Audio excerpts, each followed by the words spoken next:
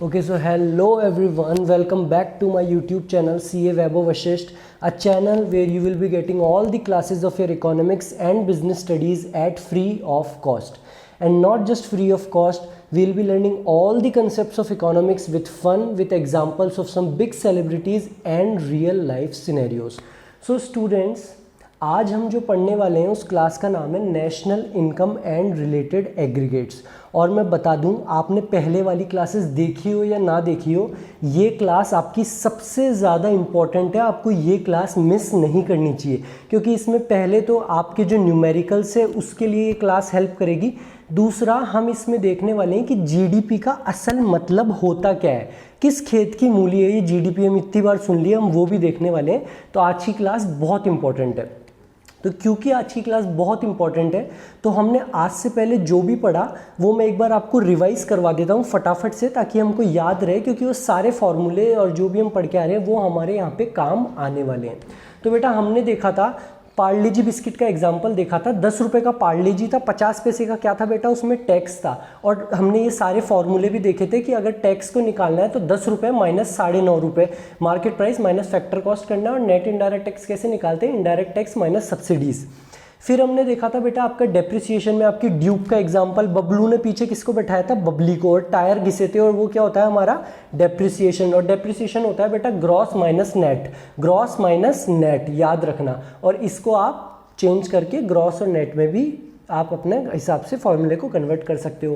बेटा हम और क्या देख के आए थे, बोले सर NFI है। सर इसका आप मत बताना, इसका हम बताएंगे, क्योंकि सर जो आपने एग्जांपल लिया था ना सर शाहरुख खान का, वो हमारे फेवरेट हीरो का एग्जांपल था। तो ये फॉर्मूला हम आपको बताएंगे। बेटा NFI होता है आपका factor income from abroad minus factor income to abroad. हमने देखा था शाहरुख खान की इनकम माइनस बियॉन्सी की इनकम। सर आप इतनी जल्दी जल्दी क्यों बोल रहे हो ये सब चीज़ों को? बेटा हम जल्दी जल्दी इसलिए बोल रहे हैं क्योंकि ये केवल एक रिविजन करा रहा हूँ मैं, जो हम ऑलरेडी पढ़ के आ चुके हैं। अगर आप इसको डिटेल में पढ़ना है तो आप हमारी पहले वाली क्लासेस देखिए, मैंने हर टॉपिक के ऊपर एक क्लास डाली हुई है और बहुत अच्छे से आपको एक्सप्लेन किया हुआ है।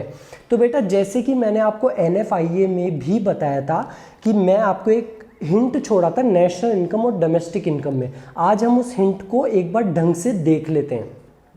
तो बेटा पहले मैं आपको बता दूं, अगर आपको नेशनल इनकम में कभी भी कंफ्यूज नहीं होना तो इस रामबाण को हमेशा याद रखना। पहले तो आप इस रामबाण को याद कर लेना, और क्लास के एंड तक हम आपको समझा भी देंगे कि ये हुआ क्यों है।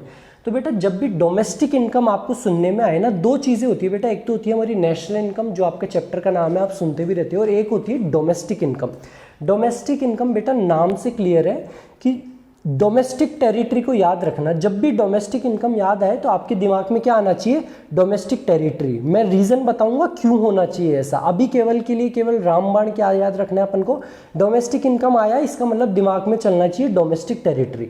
और जहाँ पे नेशनल इनकम लिखा हुआ आ गया वहाँ पे हमारे दिमाग में डोमेस्टिक टेरिटरी को भूल जाओ, दिमाग में चलना चाहिए नॉर्मल रेसिडेंट, नॉर्मल रेसिडेंट। ठीक है, ये रामबाण याद कर लो, आपका नेशनल इनकम बहुत ईजी है। अब जो एग्जाम्पल हमने पहले भी दिया था उससे हम एक बार इसको और समझ लेते हैं।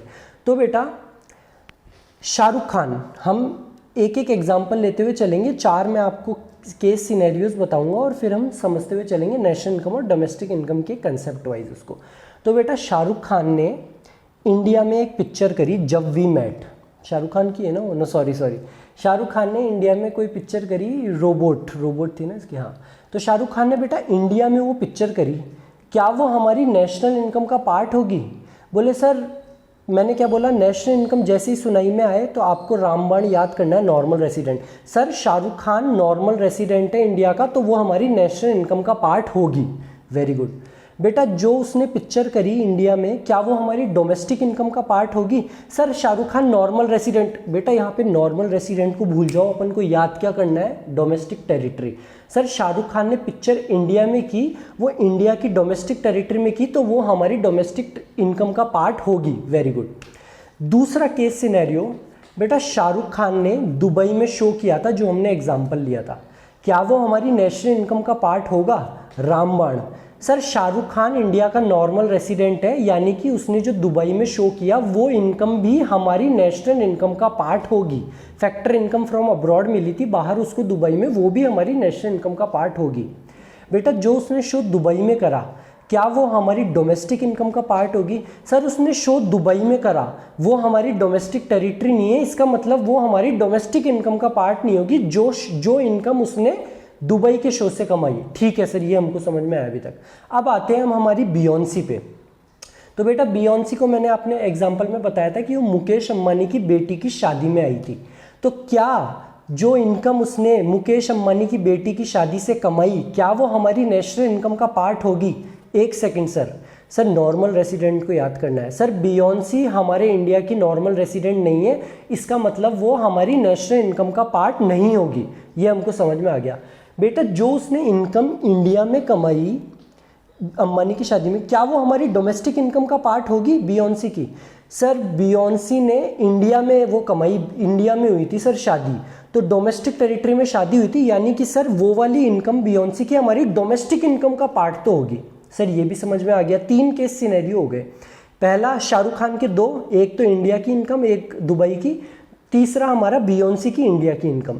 बेटा बियोंसी अमेरिका की नॉर्मल रेसिडेंट है, क्या बियोंसी ने जो अमेरिका में इनकम कमाई, क्या वो हमारी नेशनल इनकम का पार्ट होगी? सर बियोंसी नॉर्मल रेसिडेंट है तो पार्ट नहीं होगी। क्या वो हमारी डोमेस्टिक इनकम का पार्ट होगी?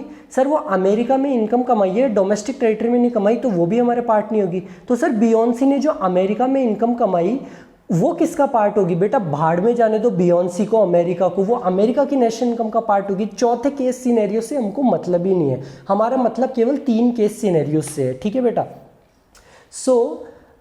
मैंने आपको रामबाण बता दिया और हमने क्या किया। तो अगर मैं इसको एक शॉर्ट में समझाऊं तो मेरे को डोमेस्टिक इनकम से अगर नेशनल इनकम पे जाना है तो क्या मैं ऐसे कह सकता हूं कि सर डोमेस्टिक इनकम लो, उसमें शाहरुख खान की जो बाहर वाली इनकम है उसको जोड़ दो, दुबई वाली, और बियोंसी की जो इनकम है ना सर उसको माइनस कर दो, तो आपका नेशनल इनकम आ जाएगी। और बेटा हम ऑलरेडी देख के आ चुके हैं, आप ही मुझे जवाब दे रहे थे कि शाहरुख खान की इनकम माइनस बियोंसी की इनकम क्या होती है? हमारी NFIA। तो बेटा अगर मैं डोमेस्टिक इनकम में सीधी सीधी बात बोलूं, कान को ऐसे पकड़ो चाहे ऐसे पकड़ो, अगर मैं डोमेस्टिक इनकम में NFIA को जोड़ दूं तो हमारी नेशनल इनकम आ जाएगी। Domestic income plus NFIA is equals to national income.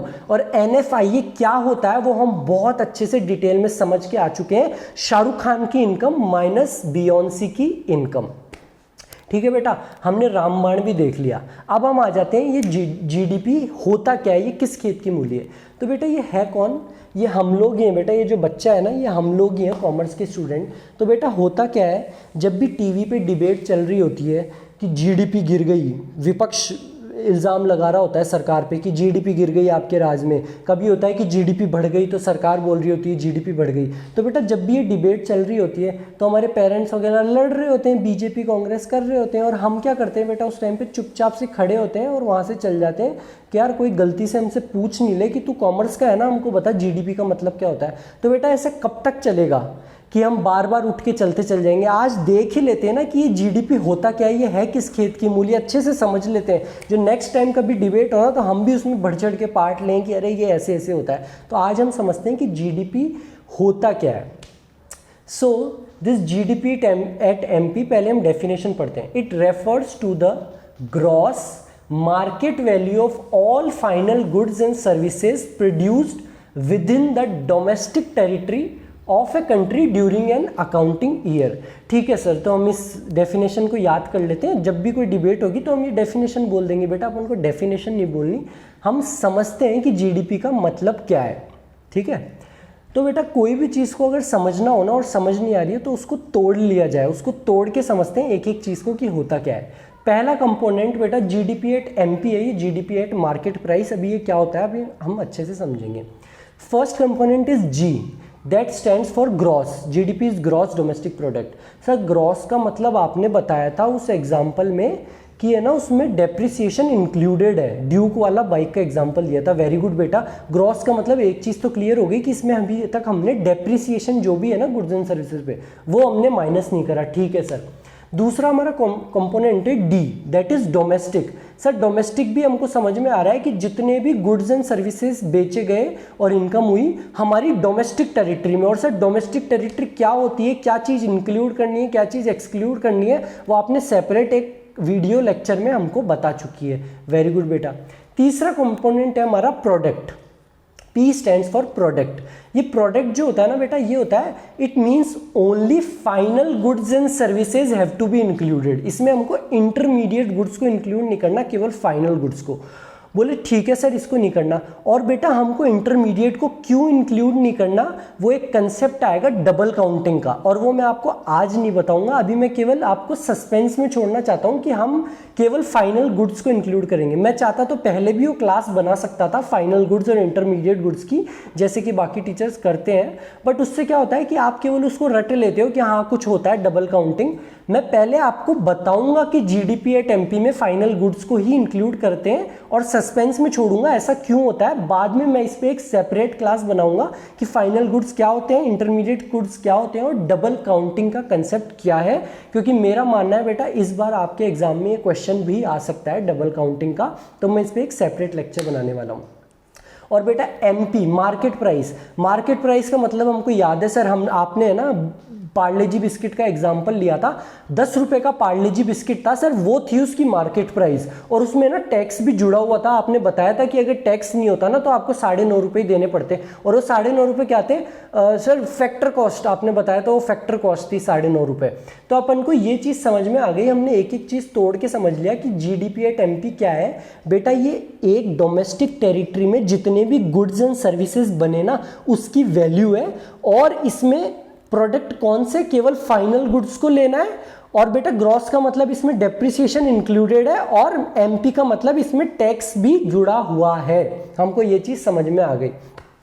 अब मैं आपसे एक बात कहूं, अगर ये जीडीपी एट एमपी है, gross domestic product at market price 10 रुपए, पार्ले जी बिस्किट एग्जाम्पल, अगर बेटा मेरे को इसको जीडीपी एट एफसी पे कन्वर्ट करना है, यानी कि gross domestic product at factor cost, तो मैं क्या करूंगा सर, जीडीपी तो सेम है, और सर एमपी से केवल एफसी पे जाना है, ये एमपी है और हमको एफसी पे जाना है। सर आपने बताया था मार्केट प्राइस 10 रुपए में से इनडायरेक्ट टैक्स अगर हम माइनस करते हैं तो हमारा फैक्टर कॉस्ट आ जाता है। वेरी गुड बेटा। तो GDP at FC is equals to GDP at MP minus net indirect taxes. बेटा किसी को कंफ्यूजन है नेट इनडायरेक्ट टैक्स को, तो हमारी लेक्चर जाके जरूर देख लेना। अब बेटा हम इसकी डेफिनेशन भी पढ़ लेते हैं। It refers to the money value of all the final goods and services produced within the domestic territory of a country during an accounting year. मैं बता दूं बेटा, जीडीपी एट एमपी जो हम देख के आ रहे हैं और जीडीपी एट एफसी, इसमें केवल मनी वैल्यू और मार्केट वैल्यू का डिफरेंस है। देखो जीडीपी एट एमपी की जो हमने डेफिनेशन पढ़ी उसमें ग्रॉस मार्केट वैल्यू था, और मार्केट वैल्यू क्या होता है, मार्केट प्राइस, यानी कि उसमें टैक्स इंक्लूडेड है। अगर जीडीपी एट एफसी की आपको डेफिनेशन लिखने आ जाए तो बेटा सेम टू सेम होने वाली है, केवल मार्केट वैल्यू की जगह वहां पे अपन को मनी वैल्यू लिखना है 9.5 रुपए वाली। ठीक है, यहाँ पे केवल मनी वैल्यू होगा। बोले ठीक है सर, हमको ये भी समझ में आ गया, मार्केट प्राइस से फैक्टर कॉस्ट जाना है तो हमको केवल नेट इनडायरेक्ट टैक्स को माइनस करना है, ये आप समझा चुके हो और हमको समझ भी आ गया। बेटा अगर मैं कहूँ जीडीपी एट एफसी से हमको एनडीपी एट एफसी पे जाना है, net domestic product at factor cost पे जाना है। सर कुछ भी नहीं है उसमें, तो ग्रॉस से नेट पे जाना है तो डेप्रिसिएशन को माइनस करना है। आपने बता रखा है हमको फॉर्मूला। एग्जैक्टली बेटा, you are 100% correct. So if we want to go to NDP at FC from GDP at MP, तो बेटा पहले तो जी को एन में कन्वर्ट करने के लिए डेप्रिसिएशन को माइनस कर दो, एमपी को एफसी कन्वर्ट करने के लिए मार्केट प्राइस को फैक्टर कॉस्ट पे जाने के लिए हमको नेट इनडायरेक्ट टैक्स को माइनस करना है। ये फॉर्मूला भी हमने देख लिया।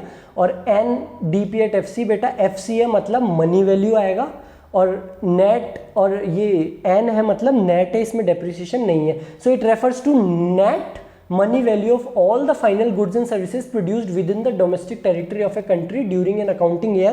बेटा एकदम सेम टू सेम डेफिनेशन है, केवल यहाँ पे मनी वैल्यू आ गया और n का मतलब यहाँ पे क्या आ गया, नेट। उसमें ग्रॉस था, यहाँ पे नेट आ गया, सेम टू सेम। और बेटा मैं एक राज की बात बताऊँ, ये जो एनडीपी एट एफसी होता है ना, यही हमारा डोमेस्टिक इनकम होता है। जो डोमेस्टिक इनकम है वो हमारी डोमेस्टिक टेरिटरी में जितने भी गुड्स एंड सर्विसेज बने हैं उसकी वैल्यू क्या चीज़ से, डेप्रिसिएशन उसमें माइनस हो रखा है, और उसमें नेट इनडायरेक्ट टैक्स जो सीधा गवर्नमेंट को जाएगा, गवर्नमेंट से लिया जाएगा, वो माइनस है, वो उसमें इंक्लूड नहीं होता। ये हमारा क्या होता है बेटा, डोमेस्टिक इनकम। तो आपने जीडीपी तो सुना होगा, लेकिन डोमेस्टिक इनकम जो असल में कंसेप्ट हमारे काम का होता है, गवर्नमेंट के काम का होता है, नेशनल इंपॉर्टेंस का होता है बेटा, वो होता है एनडीपी एट एफसी। और एनडीपी एट एफसी में हमारा डेप्रिसिएशन नहीं होता और नेट इनडायरेक्ट टैक्स भी नहीं होता है। बोले ठीक है सर, हमको ये भी समझ में आ गया। बेटा अगर डोमेस्टिक इनकम से नेशनल इनकम पे जाना है तो हम ऑलरेडी देख के आ चुके हैं कि क्या करना है। सर डोमेस्टिक इनकम से नेशनल इनकम पे जाने के लिए शाहरुख खान की जो दुबई वाली इनकम थी उसको जोड़ना है, और बियोंसी की जो इनकम थी ना सर, क्योंकि वो नॉर्मल रेसिडेंट नहीं है, उसको माइनस करना है। वही बेटा अगर आपको डोमेस्टिक इनकम से नेशनल इनकम पे जाना है, सो NNP at FC is equals to NDP at FC, that is your domestic income plus NFIA। और NFIA क्या होता है, शाहरुख खान की इनकम माइनस बियोंसी की income. It refers to net money value of all the goods and services produced by the normal residents of a country during an accounting year। क्या आ गया बेटा यहाँ पे, नॉर्मल रेसिडेंट्स नेशनल इनकम में। और मैं आपको ऑलरेडी बता के आ चुका हूँ कि जब भी नेशनल इनकम में आए तो दिमाग में क्या रखना है, नॉर्मल रेसिडेंट। डोमेस्टिक इनकम आए तो दिमाग में क्या रखना है, डोमेस्टिक टेरिटरी। सो ये थी हमारी class national income, domestic income, और हमने उसके एग्रीगेट्स देखे। अब बेटा एग्जाम में अगर क्वेश्चन आता है, बोले सर ये तो हमको एग्जैक्ट समझ में आ गया कि नेशनल इनकम मतलब नॉर्मल रेसिडेंट को दिमाग में रखना है और डोमेस्टिक इनकम मतलब डोमेस्टिक टेरिटरी को। सर लेकिन एग्जाम में जब क्वेश्चन आता है ना, तो सर वैसे फिगर्स दे देते हैं कि जीडीपी एट एमपी इतना है, इससे हमको नेशनल इनकम निकालनी है, डोमेस्टिक इनकम निकालनी है, एनडीपी एट एफसी ये फलाना वलाना ये निकालना है। तो बेटा डरना नहीं है उस क्वेश्चन को देख के। अभी तक हम जो ये चीज़ें तो और भी ईजी है, हम सारे कंसेप्ट देख चुके हैं। तो अब अगर एक चीज से दूसरी चीज पे जाना है तो कुछ माइनस प्लस करते हुए चलेंगे, हमारे कॉन्सेप्ट्स के आधार पे आ जाएगा आंसर, डरने की क्या बात है। तो मान लो एग्जाम में क्वेश्चन आ जाए, जीडीपी एट एमपी आपको दे रखा है, आपको एनएनपी एट एफसी निकालना है। एनएनपी एट एफसी क्या होता है बेटा, मैं आपको ऑलरेडी बता चुका हूँ, ये अपना नेशनल इनकम होता है। और डोमेस्टिक इनकम क्या होता है, एनडीपी एट एफसी। क्या डिफरेंस है डोमेस्टिक और नेशनल में, डी और एन का। एन डी, जहां पे डी है वो हमारा डोमेस्टिक इनकम, जहां पे एन है वो क्या है, हमारा नेशनल इनकम। तो मान लो एग्जाम में क्वेश्चन आ गया, जीडीपी एट मार्केट प्राइस दे रखा है और कह रहे हैं नेशनल इनकम निकालो। सर नेशनल इनकम का मतलब हमको एनएनपी एट एफसी निकालना है। ठीक है सर, अब हमको थोड़ा कॉन्फिडेंस आ रहा है, हम कर सकते हैं। तो sir GDP at market price है और एनएनपी एट एफसी तक हमको पहुंचना है। तो सर गाड़ी चालू करते हैं हम हमारी जीडीपी एट एमपी से। तो सर जी से एन जाने के लिए, ग्रॉस से नेट जाने के लिए आपने बताया था डेप्रिसिएशन को माइनस करना है। वेरी गुड बेटा, ग्रॉस से नेट जाने के लिए क्या कर देंगे हम, डेप्रिसिएशन माइनस। और सर डी से एन जाना है, यानी कि डोमेस्टिक से नेशनल। सर डोमेस्टिक से नेशनल जाने के लिए आपने बताया था एनएफआईए को हमको जोड़ना पड़ेगा, एनएफआईए ऐड कर देंगे। और सर मार्केट प्राइस से फैक्टर कॉस्ट जाना है। सर ये तो बहुत ही ईजी है, आप इतनी बार समझा चुके हो, 10 रुपए का एग्जाम्पल पार्ले जी का देके कि मार्केट प्राइस से फैक्टर कॉस्ट पे जाना है तो नेट इनडायरेक्ट टैक्स को माइनस करना पड़ेगा। सो बेटा it is very easy if you want to go from GDP at MP to NNP at FC, you have to first add depreciation, then NFIA, then net indirect tax. आपको किसी भी चीज को रटने की जरूरत नहीं है कि मैं इस फॉर्मूले को रट लेता हूं, एक एक चीज पकड़ के चलो। पहले ग्रॉस से नेट पे जाओ, डेप्रिसिएशन समझ आएगा। फिर डी से एन, डोमेस्टिक से नेशनल जाओ, एनएफआईए को जोड़ो। फिर एमपी को भी एफसी में कन्वर्ट करना है तो हमको नेट इनडायरेक्ट टैक्स को माइनस करना पड़ेगा। ऐसे बेटा एग्जाम में कुछ भी क्वेश्चन आ जाए, अपना कंसेप्ट लगाओ और प्लस माइनस करते हुए चलो, आपके सारे आंसर आपको मिलेंगे।